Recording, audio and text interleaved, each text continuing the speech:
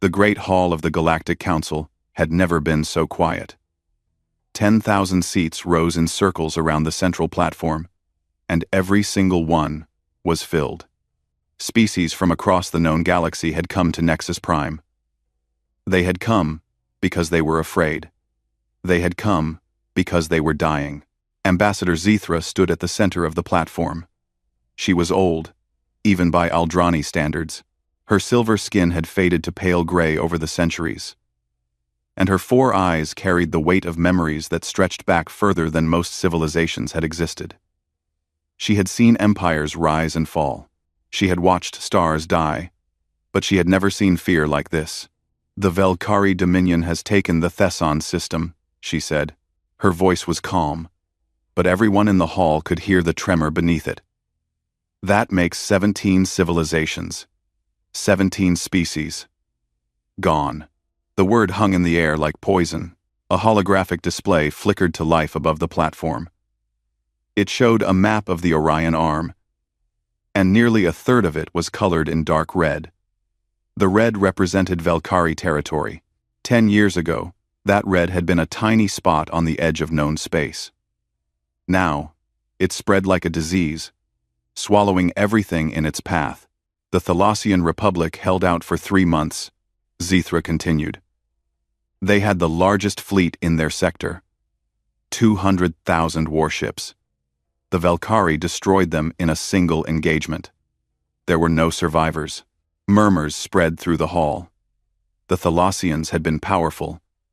They had been confident, and now they were gone. Their worlds stripped bare. Their people reduced to nothing but organic matter to feed the Velkari war machine. "We cannot fight them," said a voice from the upper tiers. It belonged to Delegate Morven of the Crystalline Collective. His body was made of living crystal, and it caught the light as he spoke, sending rainbow patterns across the walls. "Our combined fleets number perhaps 3 million vessels. The Velkari have over 20 million, and they grow stronger with every world they consume." "Then what do you suggest?" demanded another voice. This one came from General Throck of the Vanguard Coalition. He was a massive creature, covered in thick armor plates, with 4 arms and a face full of tusks. His people were warriors, and they had been fighting the Velkari longer than anyone else. "Do we simply wait for death? Do we watch as they eat their way across the galaxy? What choice do we have?" Morven replied. His crystal body flickered with stress patterns.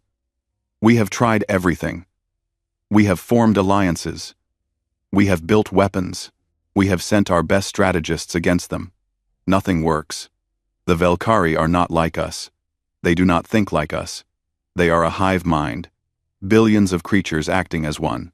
They do not hesitate. They do not make mistakes. They simply consume." The hall erupted into argument. Voices rose from every tier, every species shouting over each other. Some called for surrender. Others called for one final, desperate attack. A few simply wept. Zethra raised her hand, and slowly, the noise died down. She was the oldest being in the room, and even in their panic, the other species respected that. "There is one option we have not considered," she said. The hall went silent again. Everyone looked at her, waiting. "We could contact the humans." The reaction was immediate. Some delegates gasped. Others laughed bitterly. A few simply stood up and walked out without a word. But most just stared at Zethra, as if she had lost her mind. "The humans?" General Throck's voice was heavy with disbelief. "The humans are quarantined. They have been quarantined for 200 years. There is a reason for that. I know the reason." Zethra said quietly. Everyone in the hall knew the reason. It was one of the darkest chapters in galactic history, and no one liked to talk about it. 2 centuries ago, humanity had emerged onto the galactic stage. They were a young species, barely 1,000 years into space travel. They were curious, energetic, and eager to make friends. The Galactic Council had welcomed them with open arms.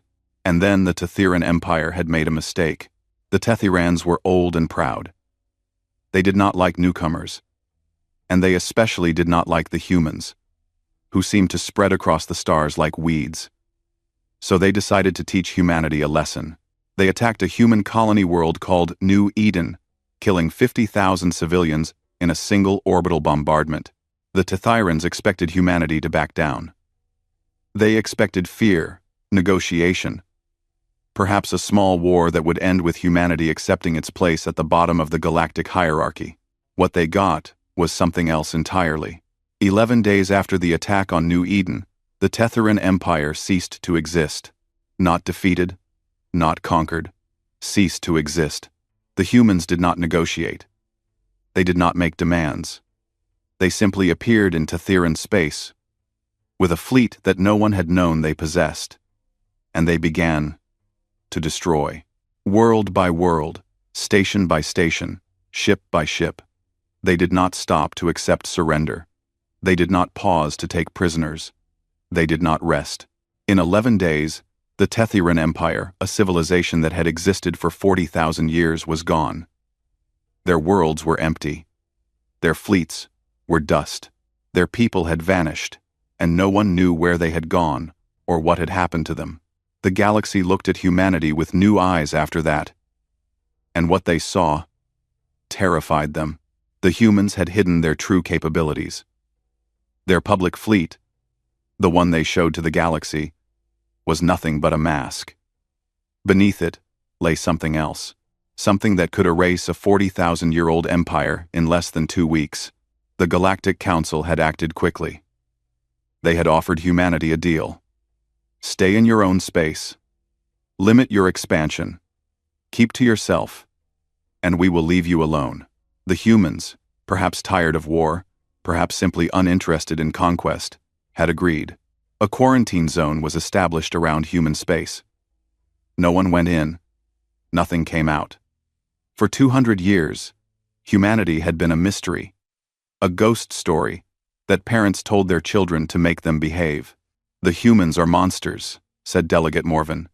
They committed genocide against the Tethyrans. Did they? Zethra asked. Did anyone actually confirm that? Did anyone find bodies? Did anyone find evidence of mass graves or death camps? Silence. We do not know what happened to the Tethyrans, Zethra continued. We only know that they are gone, and that humans were responsible. But we never asked the humans what they did. We were too afraid to ask. And now you want to invite them here? General Throck shook his massive head. You want to let them loose on the galaxy again? I want to survive, Zethra said simply. I have lived for 12,000 years. I have watched civilizations rise and fall. I have seen horrors that would drive most beings mad, but I have never seen anything like the Velkhari. They do not want territory. They do not want resources.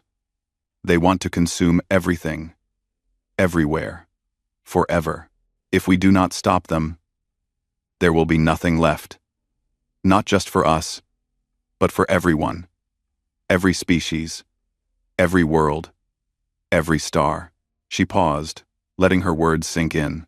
The humans may be dangerous. They may be unpredictable. They may be exactly as terrifying as we remember.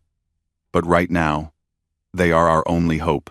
The debate lasted for 3 days. Delegates argued until their voices gave out. They brought up old records, old fears, old nightmares. They talked about the Tethyran extinction. They talked about the reports from the quarantine zone, the strange sensor readings, the ships that had tried to sneak into human space and had never returned. But in the end, fear won out over fear. The Velkhari were a certain death. The humans were only a possibility. The vote passed by a narrow margin.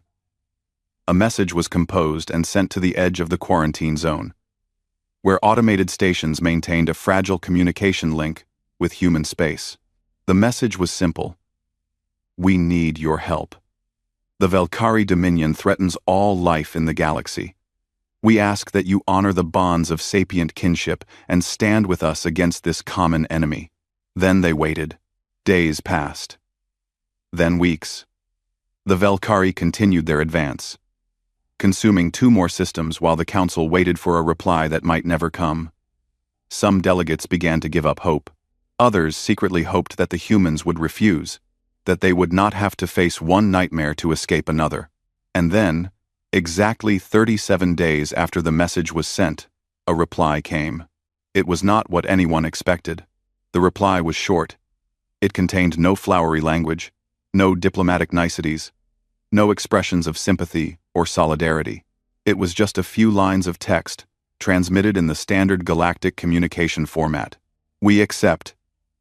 Clear all civilian traffic from the Kepler corridor within 14 standard days. Failure to comply will result in casualties that we will not be held responsible for. Do not attempt to observe our transit. Do not attempt to communicate with our vessels. Do not get in our way. That was it. No greeting, no farewell, no explanation. The council read the message 100 times, trying to find hidden meaning, trying to understand what the humans were planning. But there was nothing to understand. The message said exactly what it meant. Clear the corridor. Stay out of the way. We are coming. Ambassador Zethra read the message one final time, and she felt something she had not felt in a very long time. She did not know if it was hope or fear. Perhaps it was both. "What do we do now?" asked General Throck. "We do what they asked," Zethra said. "We clear the corridor. We get our people out of the way. And we pray to whatever gods we believe in, that we have not made a terrible mistake." Far across the galaxy, in a system that no galactic map had charted in 2 centuries, something was stirring. The orbital fortress, Aegis Prime, hung in the darkness above Earth's moon. It was massive, larger than most space stations in the galaxy, but it was invisible to all known sensors. It simply did not exist as far as the rest of the universe was concerned. Admiral Helena Vance sat in her command chair, reading the message from the Galactic Council. She was in her 60s, with gray hair cut short and eyes that had seen too much to ever be surprised again. She had been in command of Aegis Prime for 15 years, and in all that time, she had never expected this day to come. But here it was. She read the message twice, noting the fear between the lines, the desperation that had driven the galaxy's proudest species to come begging for help from the monsters they had locked away. She allowed herself a small smile. It was not a warm smile. It was the smile of a predator that had been patient for a very long time. "Admiral," said her aide, a young officer named Chen.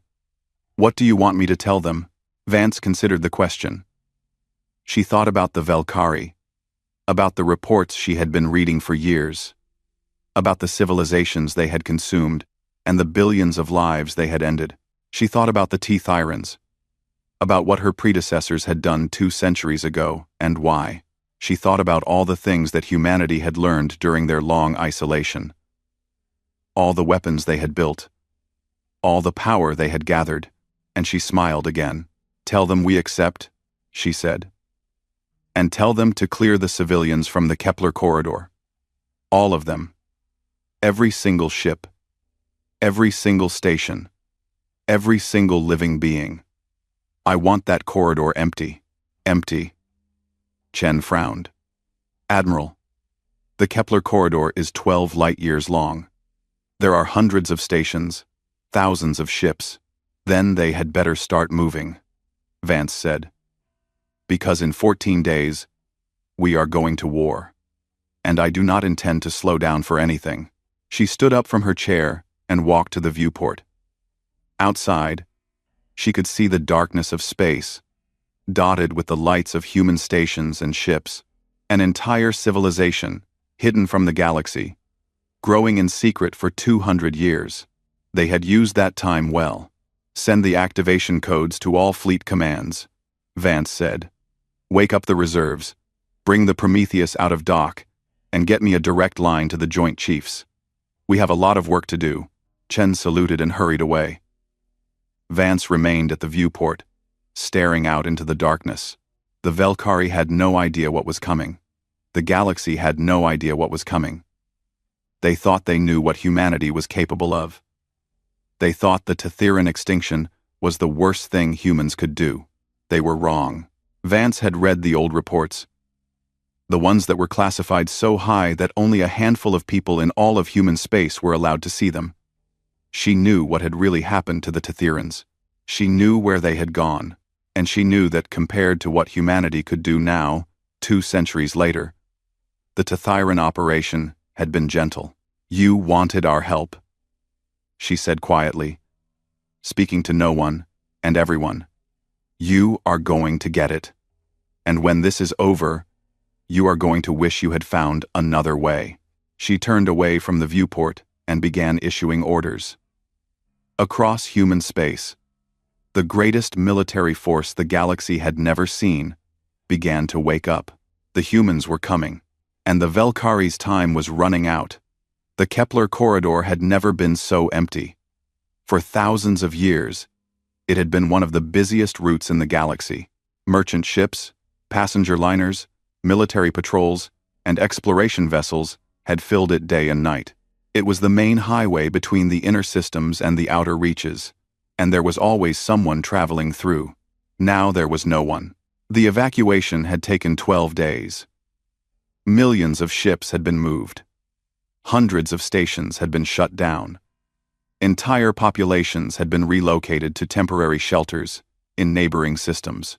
It was the largest peacetime evacuation in galactic history, and it had been done in less than 2 weeks. No one complained. No one asked questions. The word had spread. The humans were coming. Get out of the way, or be caught in whatever was about to happen. At the edge of the corridor, a small fleet of observation vessels waited. The Galactic Council had asked permission to watch the human transit. After a long silence, the humans had agreed, but with conditions. The observers could watch from a distance. They could not approach the human fleet. They could not attempt communication. And they could not, under any circumstances, use active sensors. Passive observation only. The human message had said. Anything else will be considered hostile, action, and responded to accordingly. No one wanted to find out what responded to accordingly meant. Ambassador Zithra stood on the bridge of the Aldrani observation vessel Truthseeker. It was one of the most advanced scientific ships in the galaxy, equipped with sensors that could detect a single atom from a light year away. But today, all those sensors were turned off. They were watching with nothing but their eyes and the most basic passive receivers. Beside her stood General Throck, his massive form barely fitting in the Aldrani-sized bridge. He had insisted on being here. If humanity was going to save them or doom them, he wanted to see it for himself. There were others, too. Delegate Morven floated in a containment field, his crystalline body catching the dim light. A Veth observer named Crix stood in the corner, its gelatinous form rippling with nervous energy. And a dozen other species had sent representatives, all crowded onto the small ship, all waiting to see the monsters of human space. "How long?" Throck asked. "The message said they would arrive at the corridor entrance at the 14th hour, Zithra replied. "That is in approximately 3 minutes, Throck grunted. "They had better not be late. Every moment they delay is another moment the Velkhari grow stronger." "Somehow," Zithra said quietly, "I do not think the humans are worried about the Velkhari's strength." The minutes passed in silence. Everyone watched the main view screen, which showed the empty stretch of space where the human fleet was supposed to appear. There was nothing there. Just darkness and distant stars. Then, exactly at the 14th hour, the humans arrived. There was no warning, no flash of light, no distortion in space. One moment the corridor was empty, and the next moment, it was not. Ships appeared as if they had always been there, as if reality had simply forgotten to show them until now. Zithra's breath caught in her throat. There were thousands of them. Her basic sensors counted 4,700 vessels, arranged in a formation so perfect it looked like a work of art. But it was not the number that made her blood run cold. It was the ships themselves. They did not look like warships. They did not look like anything she had ever seen. They were angular, covered in sharp edges and flat surfaces that seemed to drink in the light. They were completely black, not painted black but somehow darker than the space around them, as if they were holes cut in the fabric of the universe. There were no lights, no engine glow, no windows, no markings, just shapes in the darkness, hanging motionless in the void. "What are those?" Throck whispered. No one answered. No one knew. Morven's crystalline body was flickering wildly, a sign of extreme stress. "I cannot sense them," he said. "I can see them with my eyes, but my other senses tell me nothing is there. It is as if they do not exist." One of the Aldrani scientists was staring at his console, his face pale. "Our passive sensors are reading them as spatial anomalies," he said. "Not ships, not matter, just distortions. Like something is bending space in those locations." "That is impossible," Throck said. "Ships cannot bend space. Not like that." "Human ships can, apparently," Zithra replied. The fleet began to move. There was no acceleration, no visible thrust, no change in engine output because there were no visible engines. The ships simply began moving forward, sliding through space like ghosts. They moved in perfect unison. Thousands of vessels acting as one, maintaining their formation without a single ship drifting even a meter out of place. Zithra had commanded fleets before. She knew how hard it was to maintain formation, how much communication and coordination it required. What the humans were doing should have been impossible. No species could coordinate that many ships that precisely without constant communication, but there was no communication. The human ships were completely silent. They broadcast nothing. They received nothing. They simply moved, as if guided by a single will. "Follow them," Zithra ordered. The Truth Seeker's pilot hesitated. "Ambassador, they told us not to approach. Keep our distance. Stay at least 1,000 kilometers behind. But I will not sit here while they disappear into the corridor. We need to see what they are going to do." The Truth Seeker moved forward, and the other observation vessels followed. They kept their distance, staying far behind the human fleet, but they followed. They had to know. The fate of the galaxy might depend on what happened next. The journey through the corridor took 6 hours. 6 hours of watching the human fleet glide through space in perfect silence. 6 hours of trying and failing to understand what they were seeing. 6 hours of growing fear. Throck tried to count the different ship types. He identified what he thought were capital ships, larger than the others, bristling with shapes that might have been weapons. He saw smaller vessels that moved in tight clusters, perhaps fighters or escorts. He saw medium-sized ships that traveled in pairs, their purposes unknown, but the more he looked, the less he understood. The ships did not follow any design logic he recognized. They had no obvious bridges, no visible sensor arrays, no apparent weapon mounts. They were just shapes, dark, silent shapes that did not belong in any universe Throck knew. "They are beautiful," Morven said suddenly. Everyone turned to look at him. In a terrible way, the crystalline being continued. "They are beautiful in the way that a black hole is beautiful, in the way that death is beautiful, perfect and inevitable, and absolutely terrifying." No one disagreed. Halfway through the corridor, a communication came from the human fleet. It was the first transmission they had sent since arriving, and it made everyone's heart stop. "Observation vessels. You have been following us for 3 hours and 17 minutes. This is acceptable. Continue to maintain your current distance. When we engage the enemy, you will stay at least 10,000 kilometers from the combat zone. Failure to comply will result in your destruction. Our weapons do not discriminate." The message ended. No response was requested or expected. "Our weapons do not discriminate," Throck repeated slowly. "What does that mean?" "It means," Zithra said, "that whatever they are going to do, They cannot control it precisely. Or they do not want to control it precisely. Either way, we should do what they say. The fleet continued forward. After another 3 hours, they reached the other side of the corridor, where the Kepler transit point would take them to the Thesan system.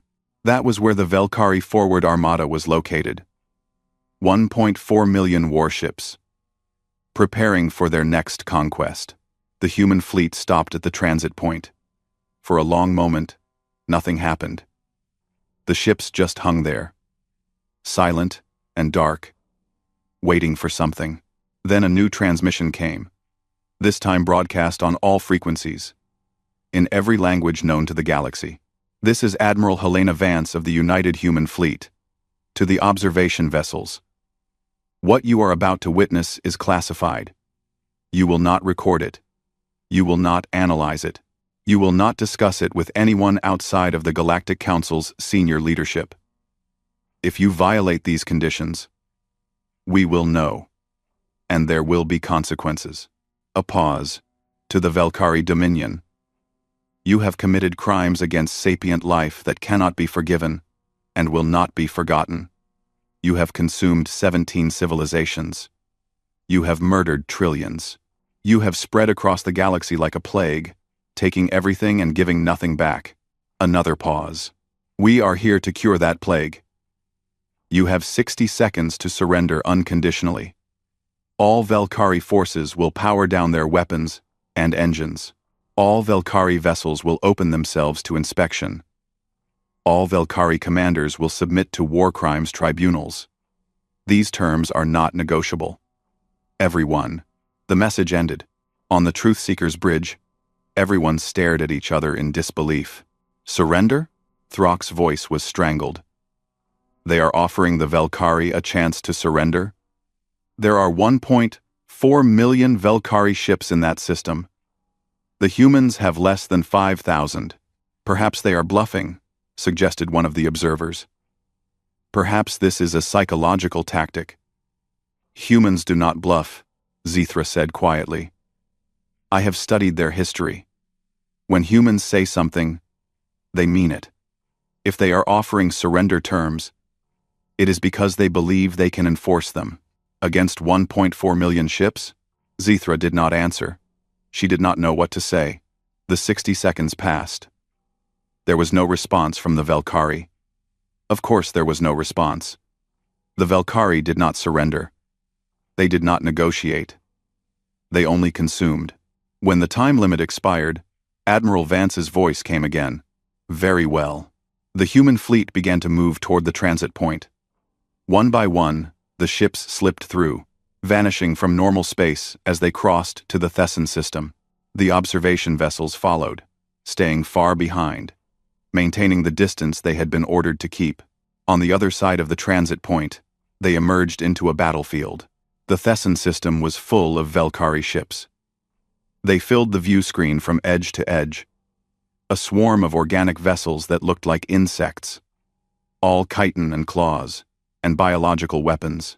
They moved in patterns that no individual mind could coordinate, guided by the hive consciousness that made the Valkyrie so dangerous. The human fleet emerged from the transit point and immediately spread out, their ships taking positions that seemed random but probably were not.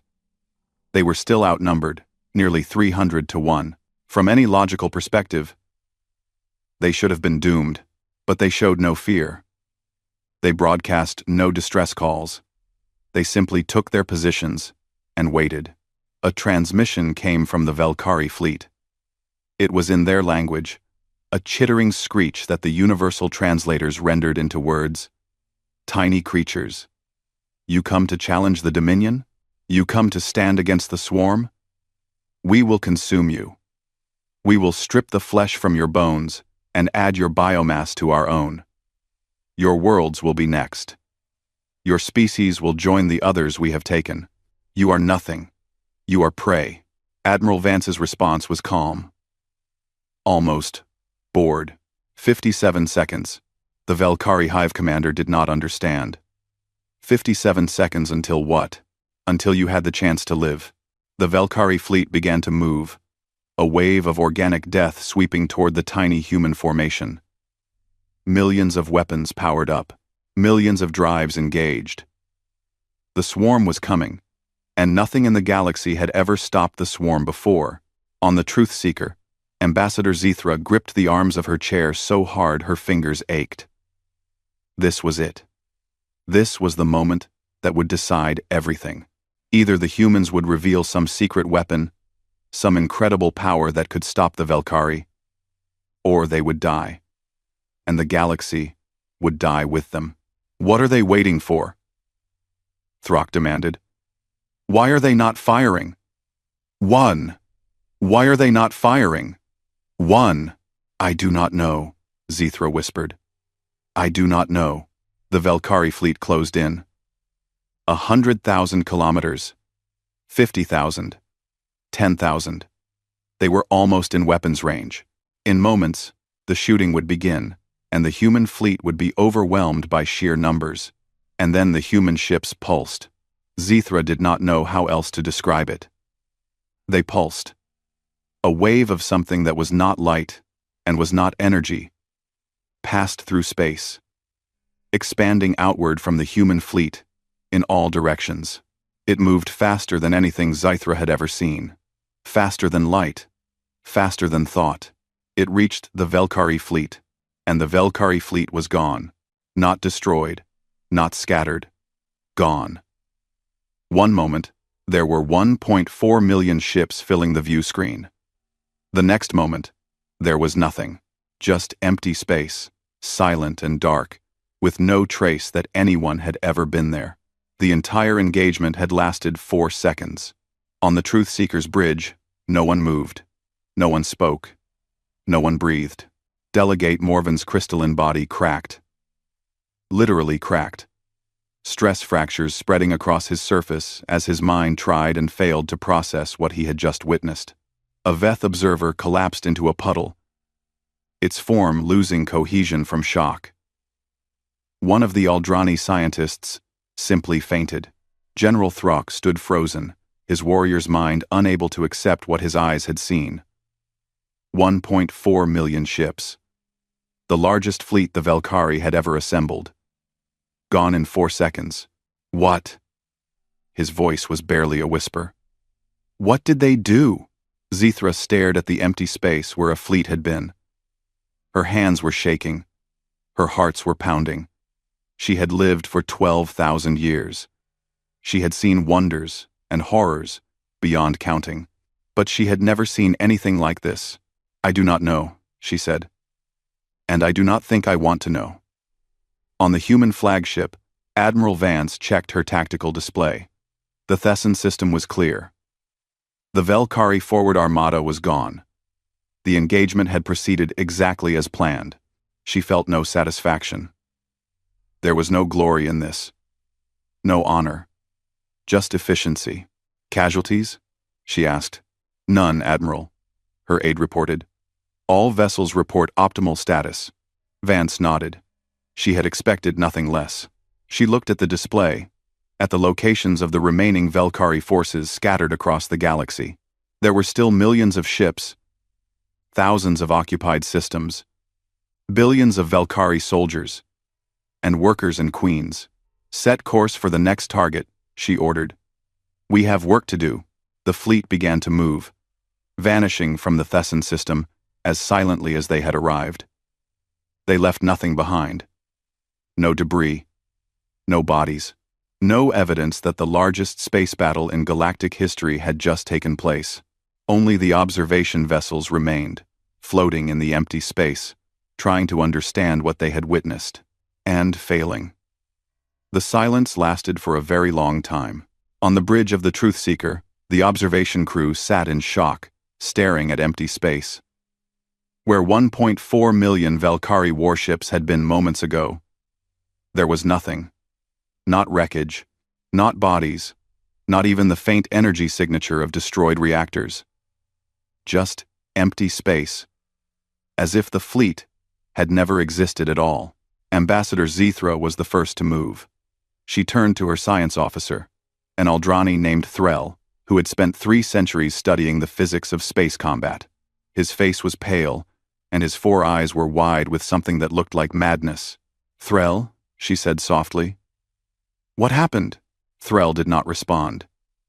He just stared at his console, at the readings that made no sense, at the data that contradicted everything he knew about the universe. "Threll." He looked up at her, and she saw tears streaming down his silver face. "I do not know," he whispered. "I have no idea. The readings. There are no readings. One moment the Valkyrie were there, the next moment they were not. There was no energy discharge, no weapon signature, no transition period. They were simply removed." "Removed," General Throck repeated. The massive warrior was gripping a support beam so hard the metal was bending. "What does that mean?" "I know," Threll said. "But that is what happened. As far as my instruments can tell, the Valkyrie fleet did not die. It just stopped existing. It was edited out of reality. No one knew how to respond to that. A transmission came from the human fleet, and everyone flinched." Admiral Vance's voice filled the bridge, calm and businesslike. "Observation vessels. The first engagement is complete. You may approach the combat zone and conduct whatever analysis you wish. Be advised that you will find nothing. The Valkyrie vessels and their crews have been removed from local spacetime. They are not dead. They are simply no longer present in this dimensional framework. Do not attempt to understand the mechanism. Your physics is not advanced enough. The transmission ended. Not advanced enough," Morven said weakly. The crystalline delegate's body was still cracked from the shock, fracture lines running across his surface like scars. "They just erased 1.4 million ships from existence, and they tell us our physics is not advanced enough to understand how." Zithra said nothing. She was thinking about the message, about the specific words Vance had used. The Valkyrie were not dead. They had been removed from local spacetime. They were no longer present in this dimensional framework. What did that mean? Where had they gone? Were they still alive somewhere, trapped in some other dimension, some other reality? Or had they simply ceased to be, their existence cancelled out as easily as erasing a word from a document? She did not know. And she suspected she never would. The Truth-Seeker moved forward, approaching the space where the battle had occurred. Other observation vessels followed, their crews desperate to find some clue, some evidence, some explanation for what they had witnessed. They found nothing. The space was empty. Not just empty of ships, but empty of everything. The background radiation was normal. The gravitational fields were stable. There was no trace of the massive fleet that had filled this region moments ago. It was as if the Valkyrie had never been there, at all. "This is impossible," one of the scientists muttered. 1.4 million ships. Billions of Valkyrie. They cannot just vanish without leaving anything behind. Even complete annihilation leaves residue. Debris. Energy signatures. Something. "Human weapons do not leave residue," Threll said quietly. General Throck turned away from the view screen. He could not look at that empty space any longer. It made him feel small in a way he had never felt before. He was a warrior. He had fought in 100 battles. He had faced enemies that should have terrified him and had not flinched. But this was different. This was not warfare. This was something else entirely. Something that made all of his experience, all of his training, all of his courage, completely meaningless. "What do we do now?" he asked. Zithra looked at him. "We watch," she said. "We observe. We try to learn what we can. And we pray that we never give the humans a reason to use those weapons on us." Far across the galaxy, on a world that orbited a dying red star, the Valkyrie Hive Queen felt her children die. She was ancient, older than most stars, a creature of pure biological perfection who had guided her species across the cosmos for millions of years. She had consumed civilizations beyond counting.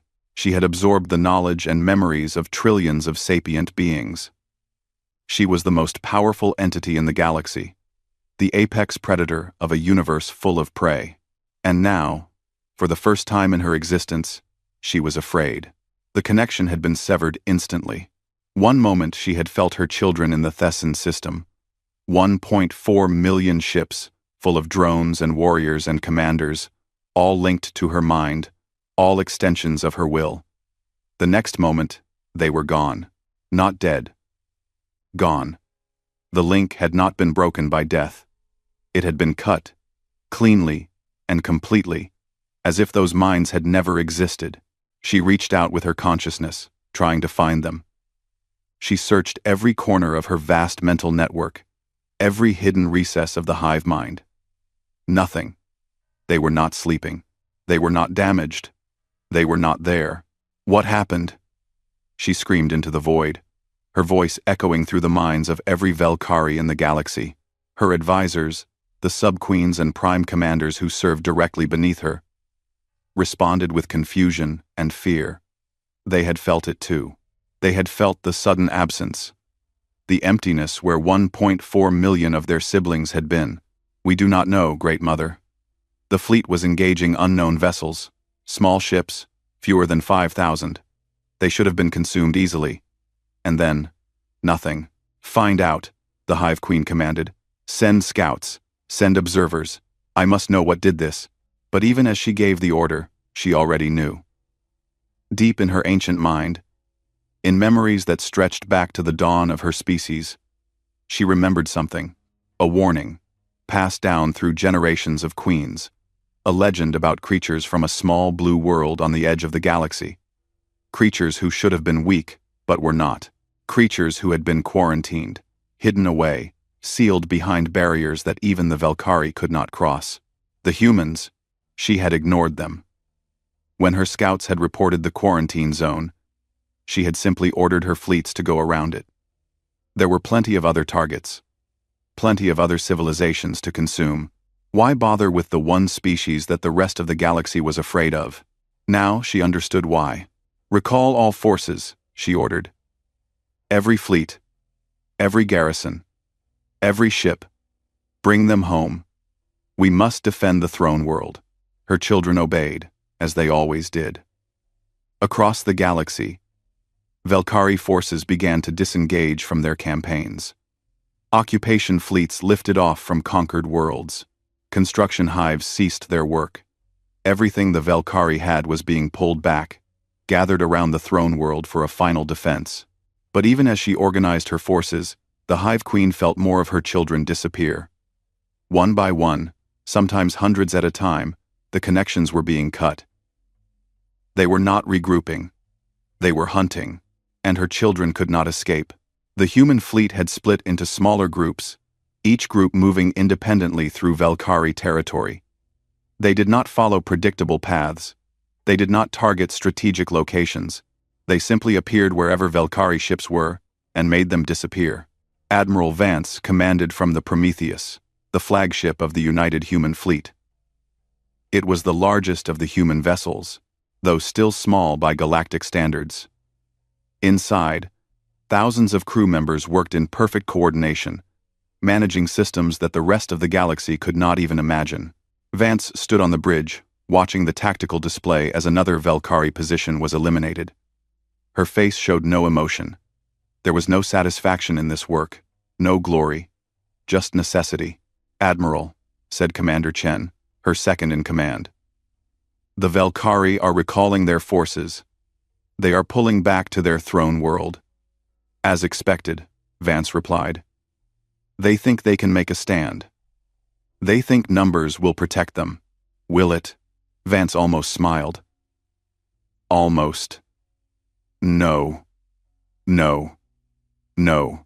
She studied the display, watching the icons that represented Valkyrie forces streaming back toward their home system. Millions of ships, all rushing to gather around their queen. From the Valkyrie perspective, it probably seemed like a good strategy. Concentrate forces. Create an impenetrable defense. Force the humans to fight a battle they cannot win. They did not understand. The humans were not going to fight a battle. They were going to do what they had been doing since the war began. They were going to make the Valkyrie stop existing, piece by piece, until there was nothing left.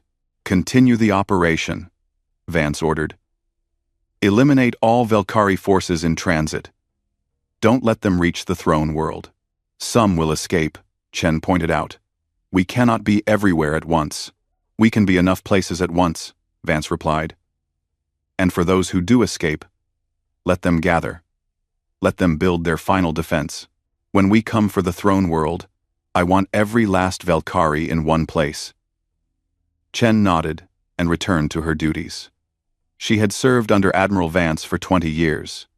She knew better than to question her decisions. The Admiral had never been wrong. Not once. Not ever. Across the galaxy, the hunt continued.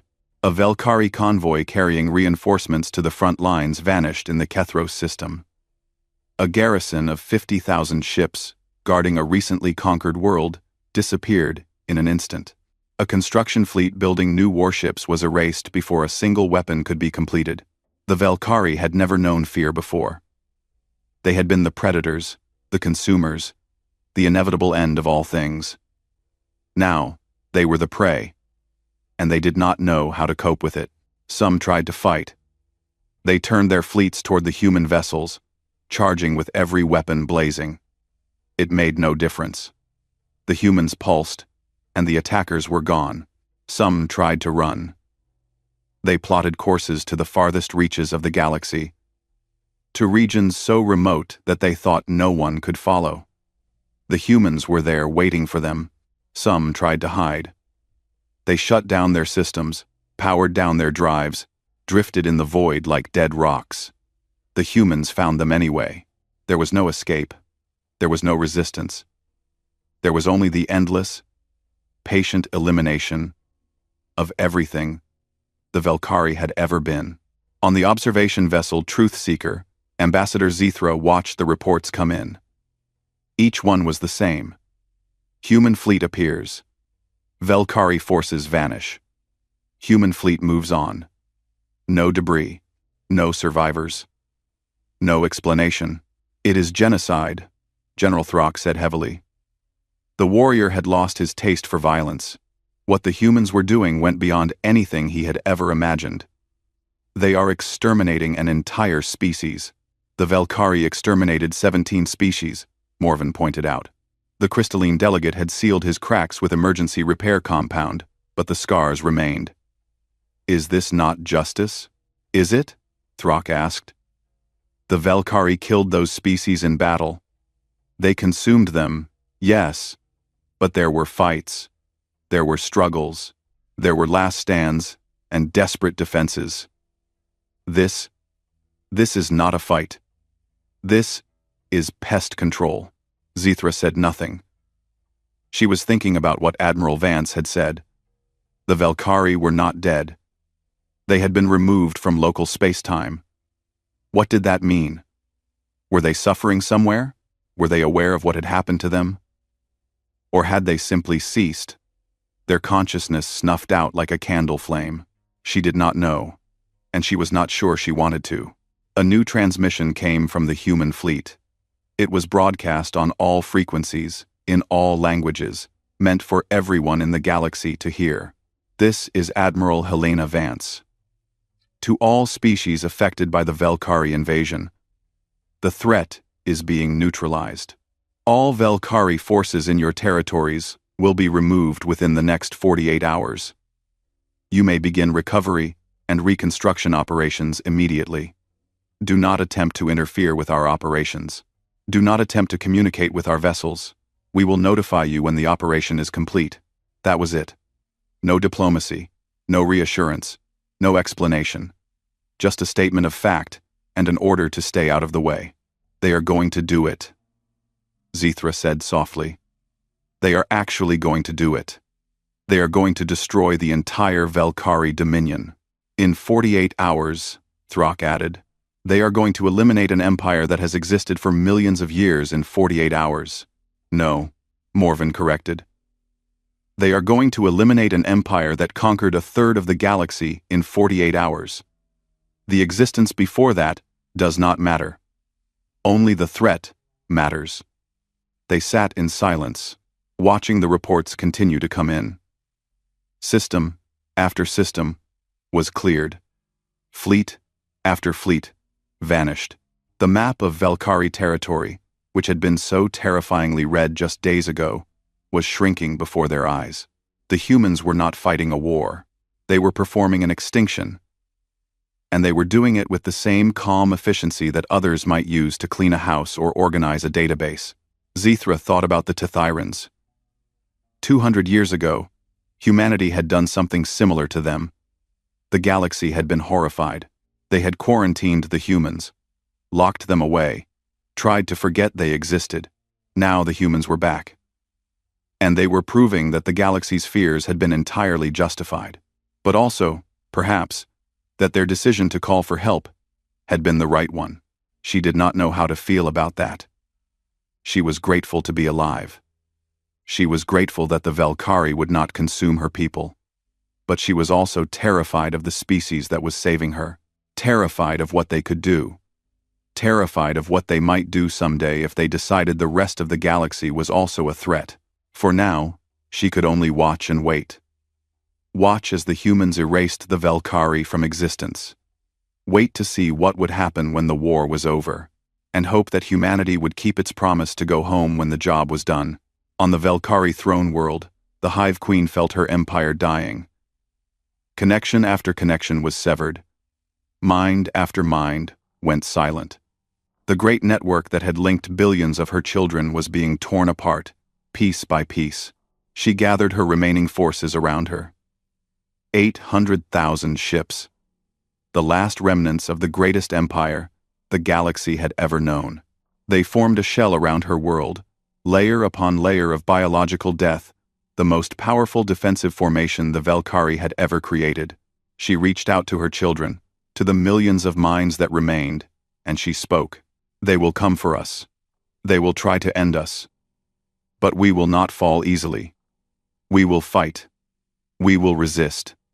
And even if we die, we will make them remember us. Her children responded with determination, with loyalty, with the endless hunger that had defined their species since the beginning. They would fight. They would not surrender. They would show these humans that the Valkyrie did not kneel. But deep in her ancient mind, beneath the defiance and the rage, the Hive Queen felt something she had never felt before. She felt certain that she was going to lose. The liberation of Kethros IV should have been a moment of celebration. For 3 years, the Kethrani people had lived under Valkyrie occupation. Their cities had been destroyed. Their population had been harvested for biomass. Their culture, their history, their very identity had been slowly erased as the Valkyrie consumed everything they had built. Now the Valkyrie were gone. The garrison that had held their world, nearly 100,000 organic warships, had simply vanished. The occupation was over. The Kethrani were free, but there was no celebration in the streets of their ruined capital. Instead, the survivors gathered in the open squares and stared at the sky, at the space where the Valkyrie fleet had been. They did not cheer. They did not sing. They did not dance. They were too afraid. Prime Minister Kethrel stood on the balcony of what had once been the government palace. Half the building was gone, dissolved by Valkyrie acid weapons during the initial invasion. The other half was scarred and broken, barely standing. But it was still a symbol of Kethrani authority, and Kethrel needed symbols now more than ever. "What do we do?" asked his aide, a young female named Thena. Kethrel watched the sky. The human ships were still visible, dark shapes moving in perfect formation, heading toward the transit point that would take them to their next target. They had not landed. They had not communicated. They had simply appeared, erased the occupation force, and continued on their way. "Tell them to be grateful," he said finally. "Tell them we have been saved. Tell them to rebuild, to recover, to live again." And the humans? Kethrel was silent for a long moment. Tell them to pray, he said. Pray that the humans never have reason to come back. This scene repeated itself across the galaxy. World after world was liberated. Species after species was freed from Velkhari control. And everywhere, the reaction was the same. Relief mixed with terror, gratitude poisoned by fear. The humans did not stop to accept thanks. They did not pause to receive honors. They did not stay long enough to be worshipped, or praised, or questioned. They simply moved on, relentless and silent, continuing their hunt. Ambassador Zithra had stopped counting the eliminated Velkhari forces. The numbers were too large, too overwhelming. Millions of ships, billions of Velkhari, all of them gone, erased from existence as if they had never been born. She had tried to contact Admiral Vance several times. She had questions. So many questions. How did the human weapons work? What happened to the Velkhari when they were removed?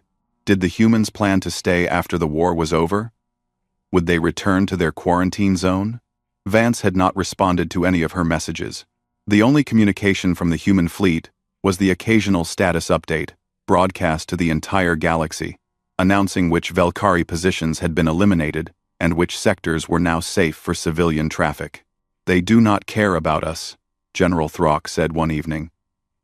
The warrior had lost weight during the campaign. He was not eating well, not sleeping well.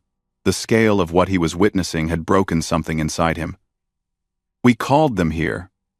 We begged for their help, and they do not even look at us. Would you look at an insect that asked you to step on another insect? Morven asked. The crystalline delegate had recovered somewhat from his initial shock, though the cracks in his body remained. That is what we are to them. Insects. Interesting, perhaps.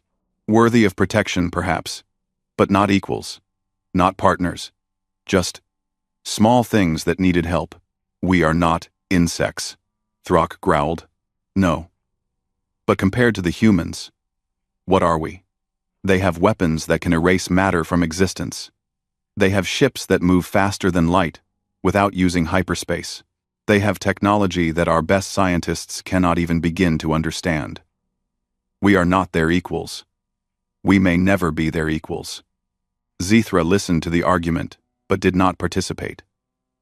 She was thinking about something else, something she had noticed in the human transmissions. In the way Admiral Vance spoke, in the patterns of the human operation, the humans were not enjoying this. She had expected arrogance. She had expected pride, triumph, satisfaction. The humans were winning the greatest military campaign in galactic history. They were saving countless species from extinction. They were proving themselves to be the most powerful force in the known universe. But there was no joy in their communications, no boasting, no celebration, just cold, professional efficiency, status reports, and threat assessments, and tactical updates. Nothing more. It was as if the humans saw this not as a victory but as a chore, an unpleasant task that had to be completed before they could go home and do whatever they actually wanted to do. That, more than anything else, frightened Zithra. On the Prometheus, Admiral Vance reviewed the latest casualty reports. They could not even see them coming before they were gone. But that was not the casualty report Vance was concerned with. How many liberated worlds today? She asked. 14, Commander Chen replied. Estimated civilian populations freed from Velkhari control. Approximately 12 billion. And how many of those civilians were in immediate danger? Chen checked her data. Approximately 8 billion.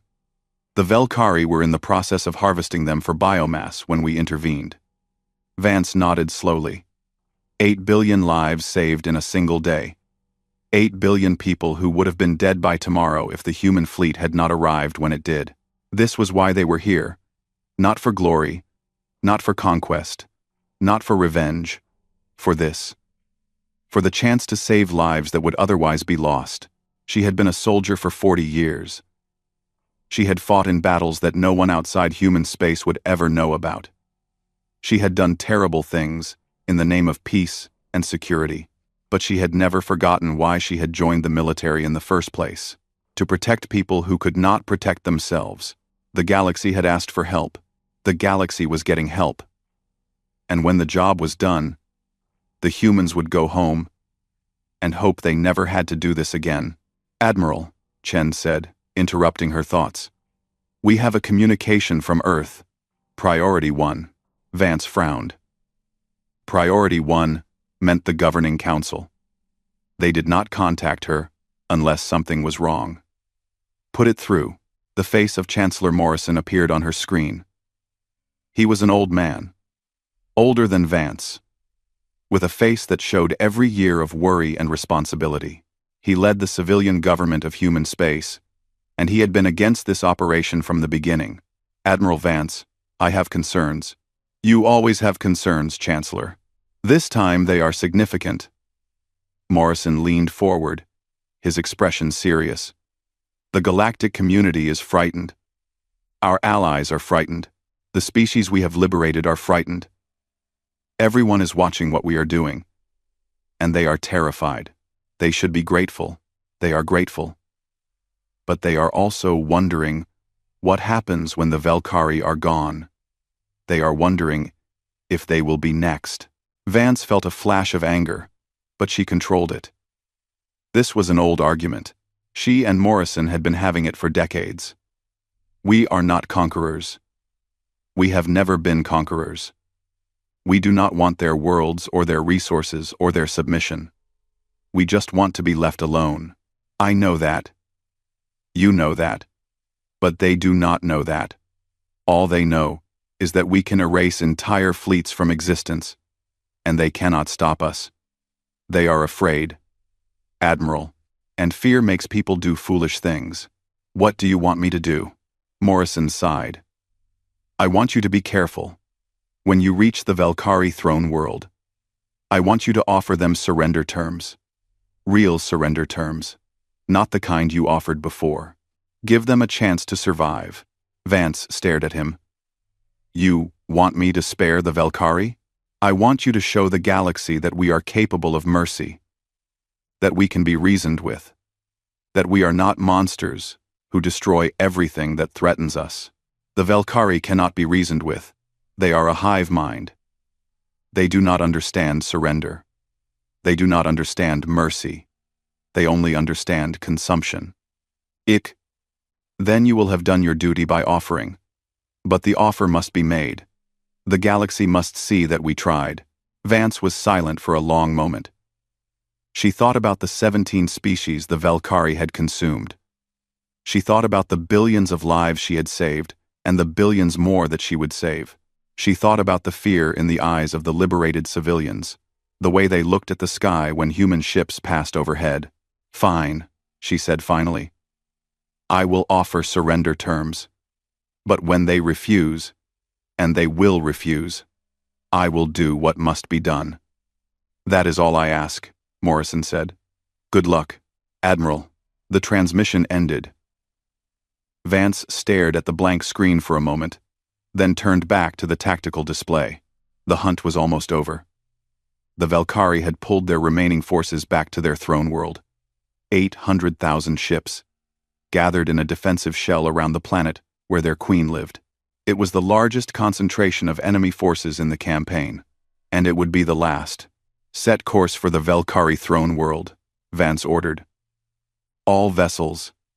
Maximum speed." Yes, Admiral." The human fleet began to move. Across the galaxy, thousands of ships changed course, converging on a single destination. They left behind the liberated worlds. The empty spaces where Velkari armadas had been. The grateful populations who would never forget what they had witnessed. They left behind fear and awe and gratitude and terror. They left behind a galaxy that would never look at the stars the same way again, and they moved toward the end. The journey to the throne world took 3 days.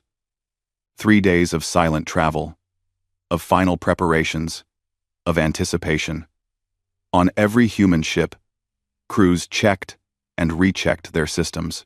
Officers reviewed battle plans that they had memorized years ago. Soldiers sat in their quarters and thought about home, about family, about the lives they would return to when this was over. Admiral Vance spent those 3 days in her quarters, reviewing intelligence reports and writing letters. She wrote to her sister, who lived on a farm in the outer colonies.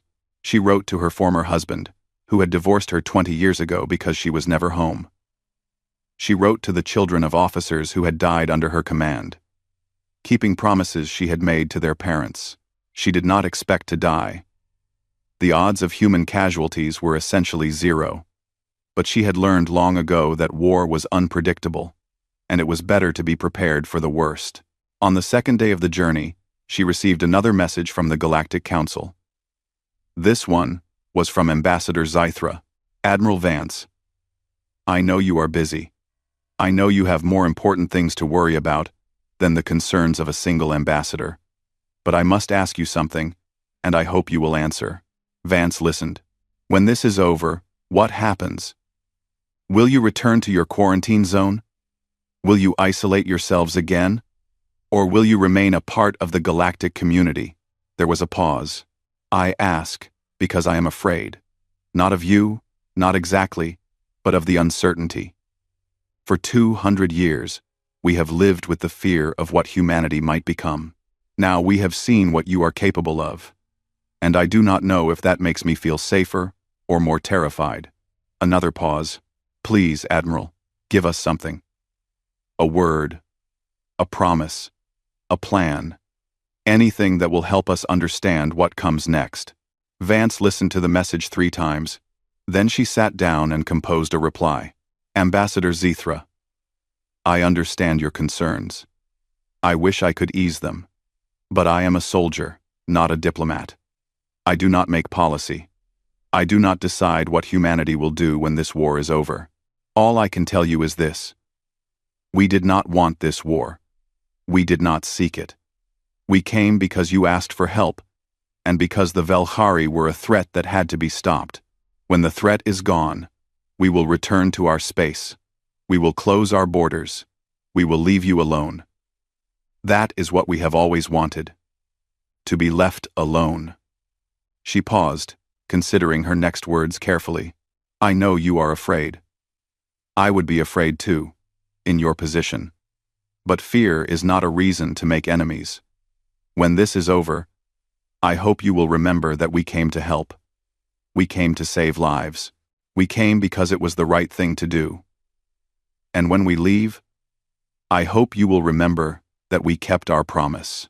She sent the message and returned to her preparations. On the 3rd day, the human fleet arrived at the Velkhari throne world. It was a dark planet, orbiting a dying red star. The surface was covered in organic structures, vast hives that stretched across continents, linked by networks of biological tubes and tunnels. From orbit, it looked like a living thing, a single organism the size of a planet. And surrounding it, filling the space between the planet and its 3 moons, was the final Velkhari armada, 800,000 ships, arranged in layer upon layer of defensive formations. They bristled with biological weapons. They pulsed with the energy of a hive mind, desperate to survive.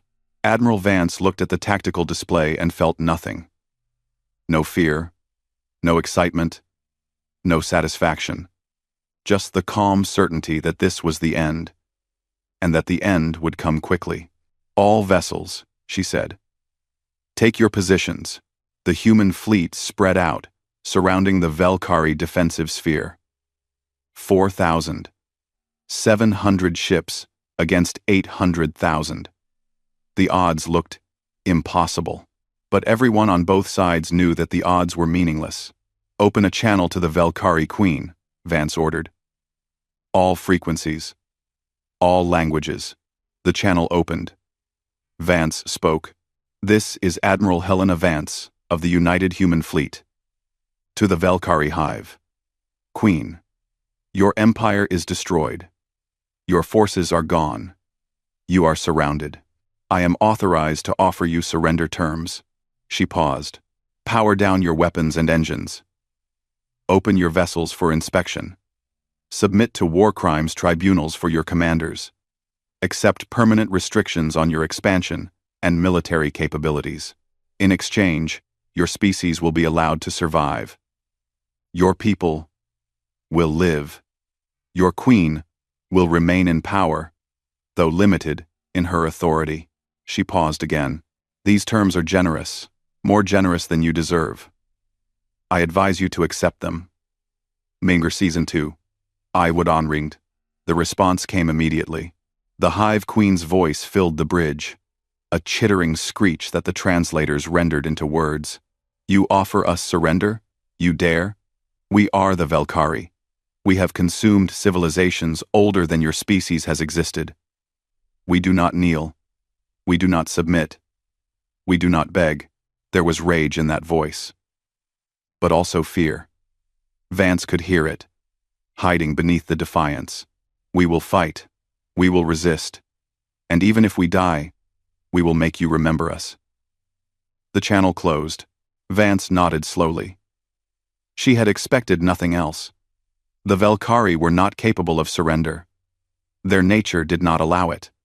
They could only consume, or be consumed. She had made the offer, as Chancellor Morrison had requested. She had done her duty. Now she would do what must be done. All vessels, she said, begin final approach. Prepare for engagement. The human fleet began to move, converging on the Velkhari defensive sphere. 4,000. 700 ships against 800,000. The final battle of the greatest war in galactic history. Except it would not be a battle, it would be an ending.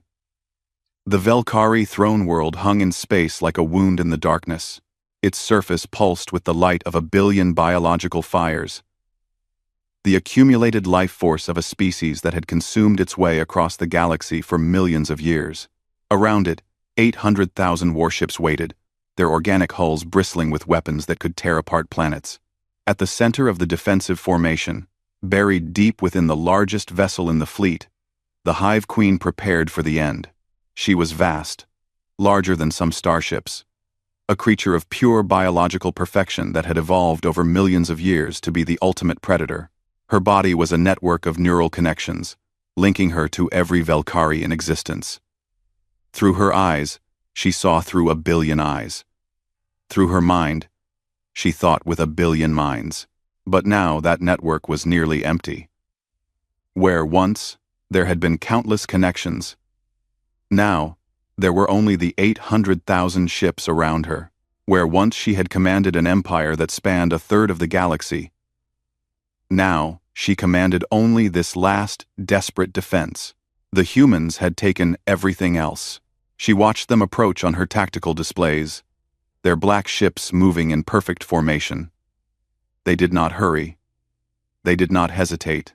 They simply advanced, patient and inevitable, like death itself coming to claim what was owed. My children. She spoke into the hive mind, her voice reaching every Velkhari who remained. This is the end. The enemy that destroyed our empire has come to finish what they started. They offer us surrender, but we know what surrender means. It means chains. It means cages. It means the slow death of everything we are. She felt her children respond, their minds touching hers, their determination flowing through the network. They were afraid. They were all afraid. But they would not run. They would not hide. They would face the humans, and they would fight. We are the Velkhari, the Queen continued. We have existed since before these creatures crawled out of their primordial oceans. We have consumed civilizations that made the galaxy tremble. We are the greatest predators the universe has ever known. She paused, gathering her will. Today, we may die. But we will not die like prey. We will die like predators. We will show these humans that the Velkhari were worthy enemies. We will make them bleed for every ship they take. And when the historians of the galaxy write about this day, they will write that the Velkhari did not kneel. The Velkhari did not beg. The Velkhari fought until the very end. The response came back from 100,000 minds, a roar of defiance that echoed through the hive network. They were ready. They were all ready. The queen turned her attention to the human fleet.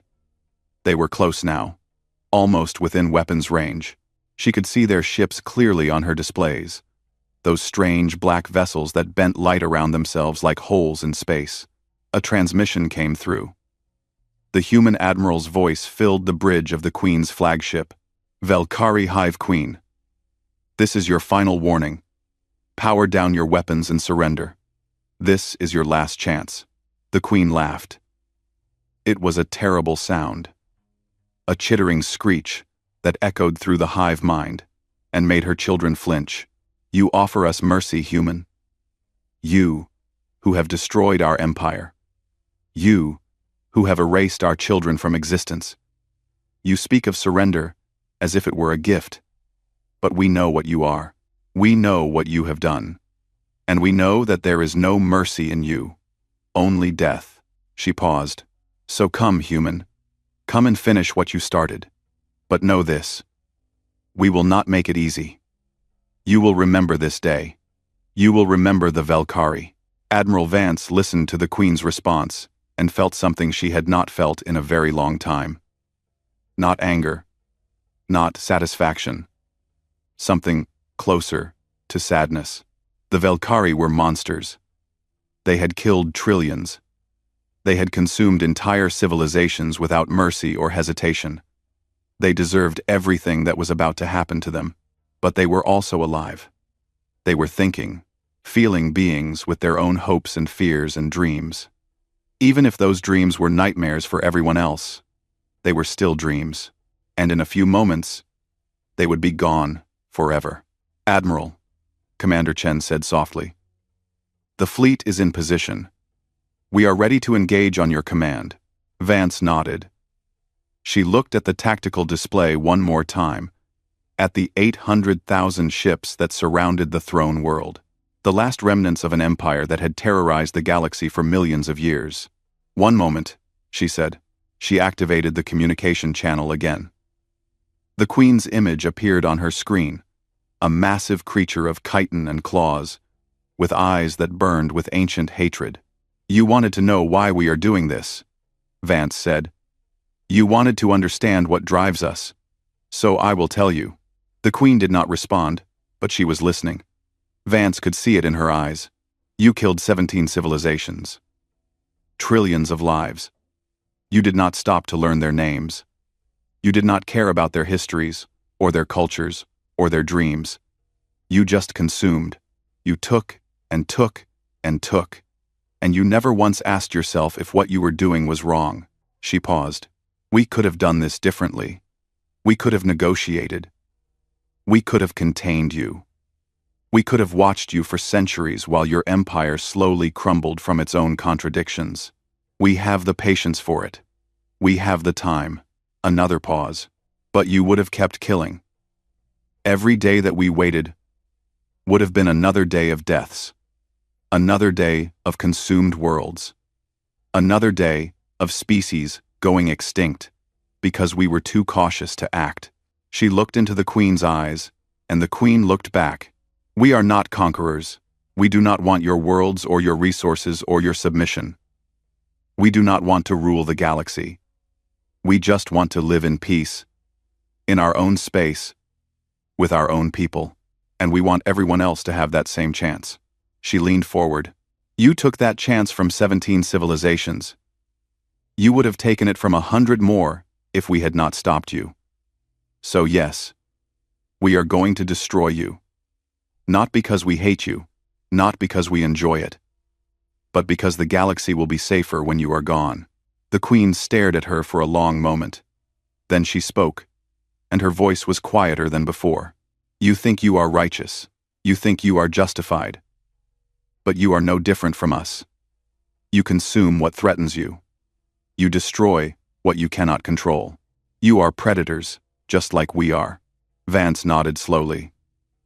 Maybe. Maybe we are predators. But we do not hunt the innocent. We do not consume the helpless. We only hunt the monsters. She straightened in her chair. Goodbye, Hive Queen. I hope you find peace wherever you are going. She cut the transmission and turned to Commander Chen. "Begin the operation." The human fleet pulsed. It was exactly like before, in the Thesson system and every engagement since. A wave of something that was not light and was not energy expanded outward from the human ships. It moved faster than anything natural, faster than the speed of light, faster than thought itself.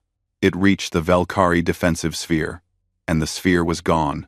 800,000 ships, billions of Valkyrie, the last remnants of the greatest empire the galaxy had ever known. All of them, removed from existence in a single instant. The entire engagement lasted 3 seconds. On the throne world below, the biological structures that covered the surface went dark. The neural networks that linked them fell silent. The great hives that had nurtured the Valkyrie species for millions of years became empty shells. Their inhabitants gone as if they had never existed. The hive queen was gone. Her children were gone.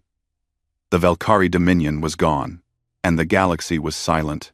In the observation fleet, far from the combat zone, Ambassador Zethra watched the tactical display go blank. One moment it had been covered in the icons of Valkyrie ships. The next moment there was nothing but empty space. She had seen this before. She had seen it a dozen times since the campaign began. But somehow, this time was different. This time was the end. "It is done," General Throck said heavily. The warrior's voice was barely a whisper. "The Valkyrie are gone." None, gone," Morven repeated. The crystalline delegate's body was dim, his light fading with exhaustion and shock. Millions of years of evolution, billions of individual minds, an empire that conquered a third of the galaxy, gone in 3 seconds. "They deserved it," said one of the other observers, a Kathrani delegate whose world had been liberated just days ago. "They killed my people. They killed trillions. They deserved everything they got." "Did they?" Zethra asked softly. "Did every single Valkyrie deserve to die? Were there no innocents among them? No children?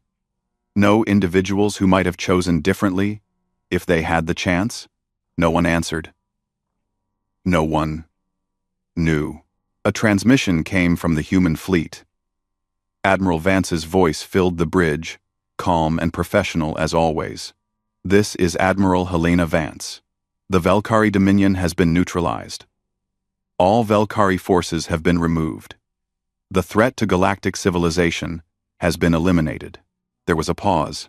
"The United Human Fleet will remain in this system for 48 hours to ensure the operation is complete. After that, we will return to human space. We ask that all non-human vessels maintain a respectful distance during this period." Another pause. "The Galactic Council may contact us through normal diplomatic channels if necessary. We recommend establishing a memorial for the species consumed by the Valkyrie. They should be remembered." That was it. No celebration. No boasting. No claims of glory or triumph. Just a status report and a recommendation for a memorial. Zethra stared at the blank tactical display for a long time. Then she activated her own communication channel and composed a message to the human fleet.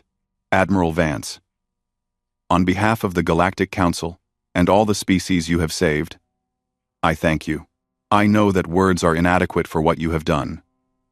But please know that your actions today will never be forgotten. The galaxy owes you a debt that can never be repaid." She paused, considering her next words carefully. "I understand that you wish to return to your space. I understand that you want to be left alone. We will respect that wish, but I hope that someday, when the fear has faded and the memories have healed, we might find a way to know each other as neighbors rather than strangers." She sent the message and waited. The response came an hour later. It was not from Admiral Vance, but from a young woman whose face Zethra did not recognize. Her eyes were ancient, despite her youth, and her voice carried a weight that seemed far too heavy for her years. "Ambassador Zethra, Admiral Vance asked me to respond on her behalf. She is busy with post-operation procedures and cannot spare the time for diplomacy. but she wanted you to know that she appreciates your message and your thanks." The young woman paused. "You asked why we came. You asked what drives us," Admiral Vance told the Hive Queen. "But I think you need to hear it too." She looked directly into the camera, and Zithra felt as if those ancient eyes were staring into her soul. 200 years ago, you quarantined us because you were afraid of what we might become. You gave us time. Time to think. Time to grow. Time to look at the universe and ask ourselves one question. If something truly threatened everything we love, how far would we be willing to go to stop it? She paused. The answer, Ambassador, is that there is no such thing as too far. There is only whatever it takes. Another pause. We do not want to rule the galaxy. We do not want to be worshipped or feared or obeyed. We just want to live our lives, raise our children, and explore the universe in peace. And we want everyone else to have that same chance. She leaned forward slightly. The Velkari took that chance from 17 civilizations. They would have taken it from you and from everyone else if we had not stopped them. So we stopped them. Not because we enjoyed it. Not because we wanted power or glory or revenge, but because it was the right thing to do. She straightened. We are going home now. We are closing our borders. We hope you will respect our wishes and leave us alone. But know this. If another threat like the Velkari emerges, if another empire rises that threatens the innocent and the helpless, we will come again. We will do what must be done, and we will not apologize for it. She smiled, and it was a tired smile, full of sadness and wisdom and a deep, profound loneliness. Goodbye, Ambassador. I hope we never have to meet again, because if we do, it will mean that something has gone terribly wrong. The transmission ended. Zithra sat in silence for a long time, staring at the blank screen. Around her, the other observers were quiet, lost in their own thoughts. Finally, General Throck spoke. What do we do now? Zithra looked at the tactical display, at the empty space where the Velkari Empire had been. She thought about the 17 species that had been consumed. She thought about the billions of lives that had been saved. She thought about the humans, going home to their quarantine zone, closing their borders, waiting for the next time they were needed. We live, she said. We rebuild. We remember the dead and honor their memories. We create the future that the Velkari tried to take from us. She stood up and walked to the viewport. Outside, she could see the human fleet, those strange black ships that had changed the galaxy forever. They were beginning to move, forming up for the journey home. And we pray, she added quietly. We pray that we never give the humans a reason to come back. The human fleet departed the next day. They did not say goodbye. They did not accept thanks or honors or gifts. They simply formed up and vanished, jumping back to their quarantine zone in the blink of an eye. In the weeks and months that followed, the galaxy began to recover. The worlds that the Velkari had conquered were reclaimed. The species that had been occupied were freed. The economies that had been destroyed were rebuilt. A memorial was established, as Admiral Vance had suggested. It was built on Nexus Prime, in the center of the Galactic Council chambers. It listed the names of the 17 species that the Velkari had consumed, along with whatever information could be recovered about their cultures, their histories, their dreams. Below the list, there was an inscription. It had been composed by Ambassador Zithra, and it had been approved unanimously by the Council. In memory of those who were lost, in gratitude to those who saved us, and in hope for a future where such sacrifices are never needed again. Some nights, when the council chambers were empty and the lights were dim, Zithra would come to the memorial and stand before it. She would read the names of the dead species and wonder what they had been like. She would think about the humans and wonder what they were doing behind their closed borders. And she would look up at the stars and ask herself the same question that had haunted her since the war began. Had they done the right thing? They had called for help, and help had come. The Valkyrie were gone. The galaxy was saved. But at what cost? The humans had shown themselves to be something beyond comprehension. They had weapons that could erase matter from existence. They had ships that moved faster than light. They had the power to destroy entire civilizations in days. And now they were sitting in their quarantine zone, watching, waiting, ready to emerge again if they were needed. Was that safety? Or was it a different kind of threat? Zithra did not know. She suspected she would never know. But late at night, when she stood before the memorial and thought about everything that had happened, she always came back to the same conclusion. The humans had kept their promise. They had come when called. They had done what needed to be done. And they had gone home, without asking for anything in return. That had to count for something. The galaxy would never forget what the humans had done. They would never forget the fear, the awe, the terrible beauty of those black ships and their impossible weapons. They would never forget that somewhere, in a corner of the galaxy that no one was allowed to visit, there was a species that could end worlds with a thought. But they would also never forget that when the darkness came, when all hope seemed lost, when the galaxy faced extinction at the hands of an unstoppable enemy, the humans had answered the call. They had come. They had fought. They had won. And then they had gone home. That was the story that would be told for 1,000 generations. The story of the war that ended in moments. The story of the species that saved the galaxy and then simply walked away. The story of humanity. In human space, life returned to normal. Admiral Helena Vance retired from active duty and moved to a small house on the shores of a lake on her home colony. She spent her days reading, fishing, and watching the sun set over the water. Sometimes reporters would try to interview her. Sometimes historians would request access to her records. Sometimes politicians would try to convince her to return to duty. She refused them all. "The job is done," she would say. "Let someone else carry the burden now." She died peacefully, 23 years after the war, surrounded by family and friends. Her last words were spoken to her granddaughter, a young woman who had just been accepted into the military academy. "Remember why we fight," Vance whispered. "Not for glory, not for power, not for revenge. We fight to protect the people who cannot protect themselves. Never forget that."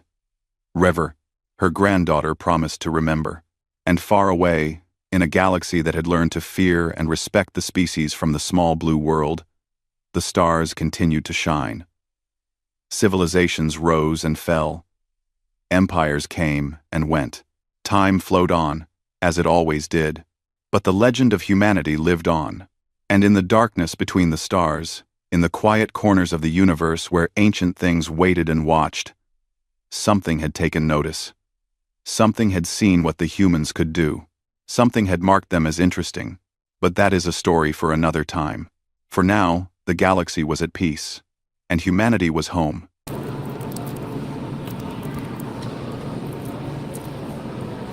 Hein, gente? Não sei, vou levar. Ah, se der merda, é aprendizado. Isso aqui é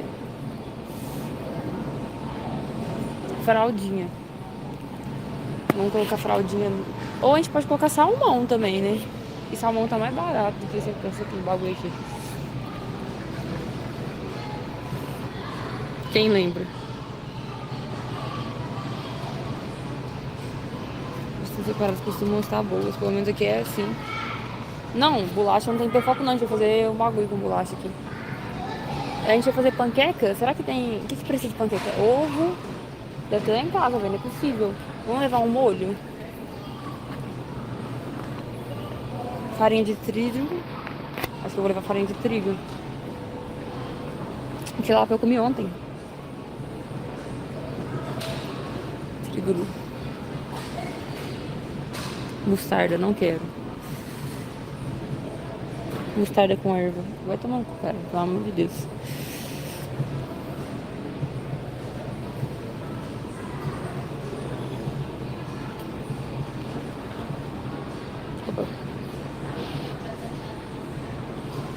É, vou tentar cozinhar uns bagulho. Eita porra, peraí. Que molho que a gente leva, hein? Vegano.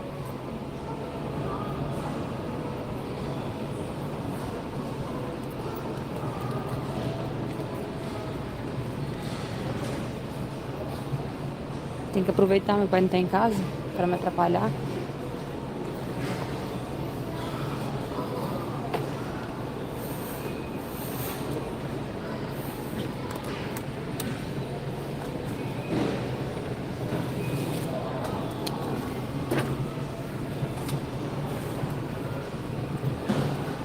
Molho de gorgonzola.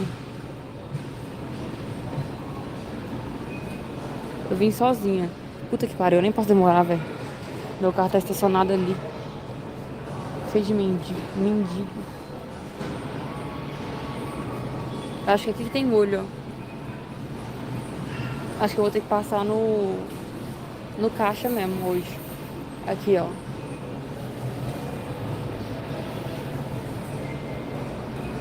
Mas acho que esses molhos não é bom.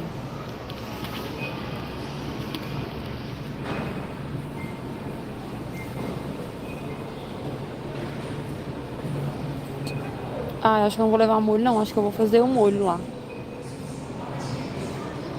Se pá, né?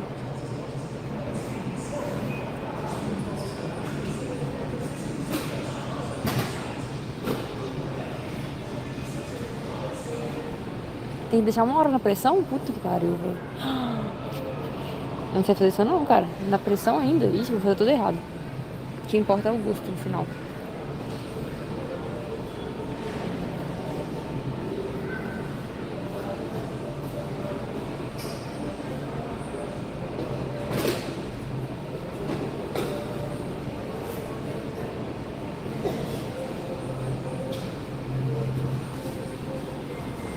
Cara, eu tô quase... Vou levar esse molho aqui, tô achando.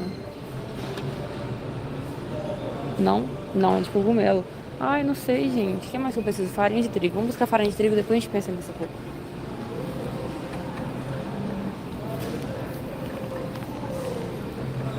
Onde que vai ter farinha de trigo?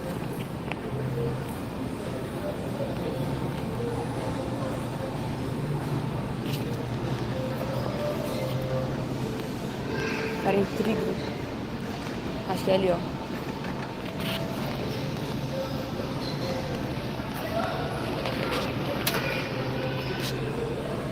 Cuidado, gente. Pelo amor de Deus. Não, isso é polvilho. Cadê a farinha de trigo? Ah.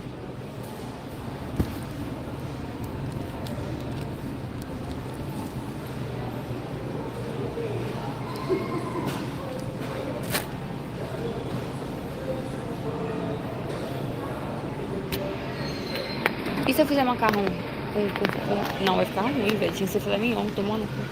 Os caras só vendem a peça inteira aqui nessa bosta. Acho que eu vou levar só isso. Farinha de trigo. Tem tomate lá em casa, eu acho. Melhor na pressão. Tá, então vou deixar na pressão, que é que eu vou fazendo outras coisas, então. Vou pedir ajuda da minha mãe, às vezes é minha amiga. Será que eu levo algum...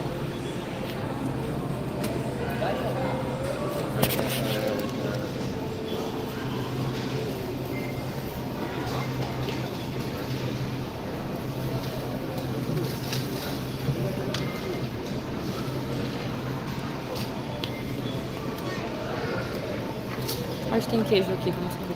Eita porra, peguei o caminho errado.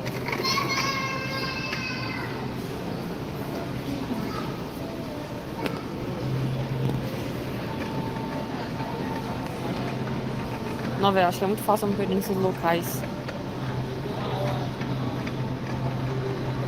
Não, carne moída? Não sou tão fã de carne moída não, velho. Eu como, mas não sou tão fã não. Não tem queijo aqui, cara. Ó, chantilly.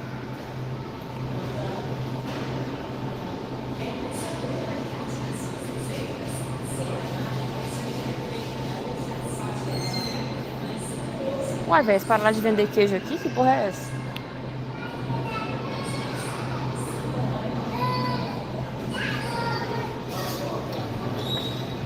Ah, eu vou querer queijo sem lactose? Sai fora.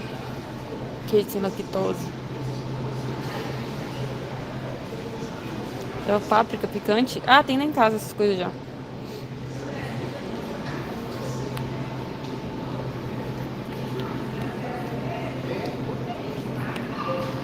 Oxi. Tá, né? Vambora.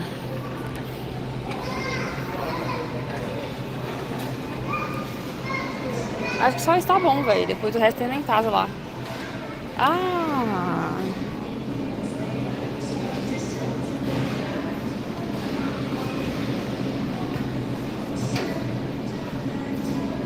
Tá louco, né? Não ter queijo. Eu queria queijo gorgonzola, cara. Queijo normal tem lá em casa já. Eu acho que eu vou levar queijo parmesão.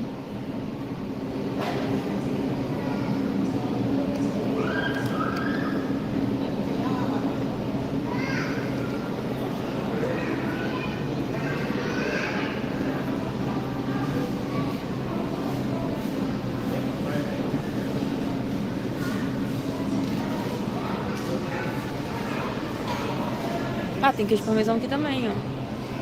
Qual que é melhor, será? Acho que esse aqui deve ser melhor, né? Vou levar isso. Pronto, vambora. Será que esse aqui... Eu acho que esse aqui passa, hein? No caixa automático. Vou levar um suco, gente. Suco. Suco.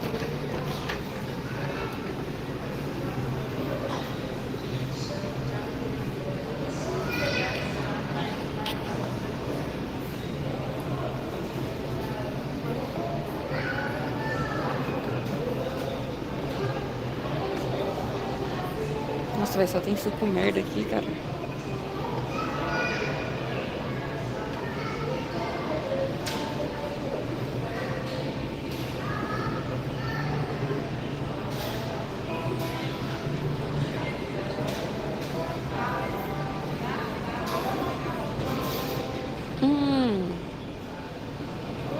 Aqui, ó.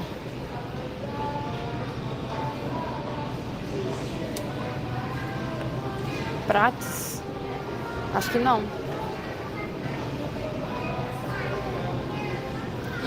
Cara, realmente tem suco de tomate aqui, cara. Nossa, dadinho ia surtar. Mano, mas 24 conto um suco de tomate? Nem fudendo, velho. Aqui pro dadinho, ó. Suco de tomate mesmo, velho.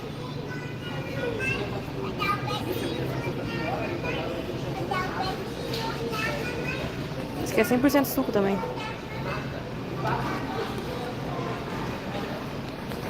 Vou embora.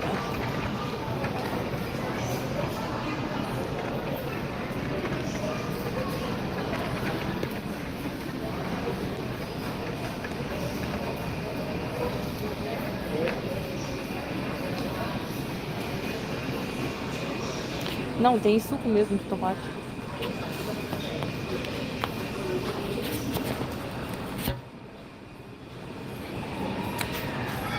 Vou deixar vocês aí, tá? Melhor que o produto na caixa. Gostaria de informar o CPF na digite o CPF do leitor de cartão e siga as instruções. Quer acumular pontos nesta compra? Murilinho, eu tô em live, não consigo ver mensagem. Tá, o último foi assim. Opa.